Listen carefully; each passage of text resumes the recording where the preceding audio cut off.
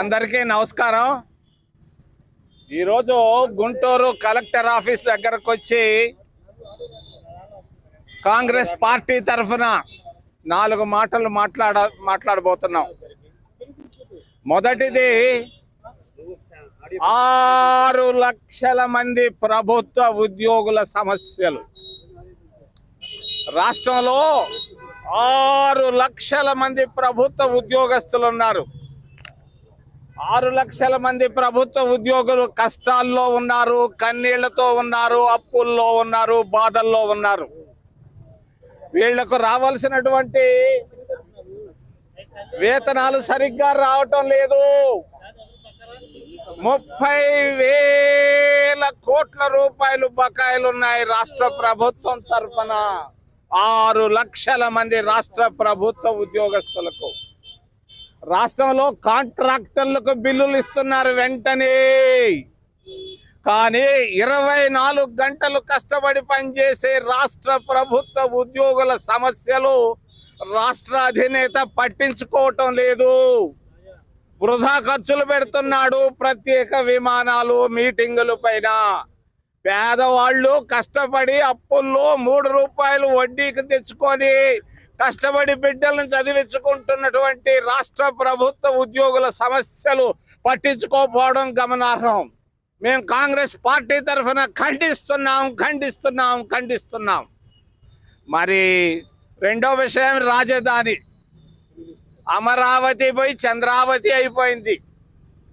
మరి అమరావతిలో ఎస్సీ ఎస్టీల భూములన్నిటినీ పేర్కొన్నది రాష్ట్ర ప్రభుత్వం. భూములు మాత్రం దళితులే. మరి అనుభవిస్తున్నటువంటి వాళ్ళు కోటీశ్వర్లు. ఈరోజు దళితుల భూములను తీసుకొని రాష్ట్ర ప్రభుత్వం రియల్ ఎస్టేట్ చేసుకుంటా పోతా ఉంది. చంద్రబాబు నాయుడు గారి ప్రభుత్వ తీరు, అబ్బా చంద్రబాబు నాయుడు గారు మా తిరుపతి నుంచి వచ్చి ఇక్కడ దళితుల భూములు పెరుక్కొని నువ్వు రియల్ ఎస్టేట్ చేసుకుంటావా? ఇది ఆ ధర్మమా? ఓ చంద్రబాబు నాయుడు, దళితులకు మేలు చేయవయ్యా. కారంచేడులో జరిగినటువంటి అన్ని మేము గుర్తించున్నాం. మేము వెంటనే తెలియజేస్తున్నాం, దళితుల భూములు పెరుక్కొని నువ్వు రియల్ ఎస్టేట్ చేసుకోవడం తప్పు అని తెలియజేస్తూ కేంద్ర ప్రభుత్వంలో డాక్టర్ మన్మోహన్ సింగ్ గారు ప్రధానమంత్రిగా, ఆర్థిక మంత్రిగా దేశాన్ని ఎక్కడికో తీసుకెళ్తే ఈ రోజు నిర్మలా సీతారామన్ అధోగతిగా తీసుకెళ్తున్నారు. ఈ రోజు పెట్రోలు డీజిల్ ధరలు పెరిగిపోయినాయి. పెట్రోలు డీజిల్ ధరలు ఇక రాబోయే 2-3 నెలల్లో 125 రూపాయల లీటర్ గా పోతా ఉంది. ఎరువుల ధరలు పెంచేశారు 1000 రూపాయలు ప్రతి కట్ట పైన, మిక్సర్ల పైన, యూరియా పైన. మేము ఖండిస్తున్నాం కాంగ్రెస్ పార్టీ తరఫున. రాష్ట్ర ప్రభుత్వ పనితీరు అధ్వానంగా ఉంది. చంద్రబాబు నాయుడు మేలుకోవాలని తెలియజేస్తున్నాను. నిన్న పోయి 1000 కోట్ల రూపాయలు ఖర్చు పెట్టి అక్కడ అనంతపూర్లో పునాది రాయి వేశాడు.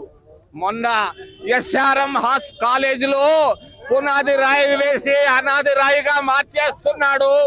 అభివృద్ధి ఆగిపోయింది. ఆంధ్రప్రదేశ్ రాష్ట్రం అంధకారంలో ఉందని తెలియజేస్తూ ఏదైనా ప్రశ్నలు ఉంటే అడగమని మిమ్మల్ని చేతులెత్తి ప్రార్థిస్తున్నా.